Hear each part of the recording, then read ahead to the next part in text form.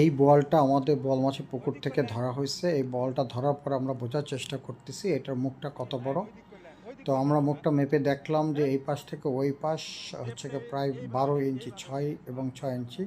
আমার লোক মিলাইতে পারতেছিল না, যাই হোক এটা মিলানো হয়েছে। এবং এটার লম্বা 37 ইঞ্চি এবং এটা চওড়া হচ্ছে 8 ইঞ্চি, আর এটা পেট হচ্ছে গিয়ে 2 ইঞ্চি কম, 6 ইঞ্চি। আমরা এটা মাপতেছি। আর এখানে হচ্ছে গিয়ে এই বলের পুকুরটা হচ্ছে গিয়ে প্রায় 34, ধরা শেষে আমরা পুকুরে ছেড়ে দিলাম। পরবর্তীতে আমরা ধরেছি টোটাল 35টা বল আমরা এই পুকুরে ধরেছি, 40 শতক পুকুরে। এবং 21 মাসের দিনে 21 মাসে আমাদের এই বলগুলো আমরা পেয়েছি। টোটাল 81 কেজি বল হয়েছে।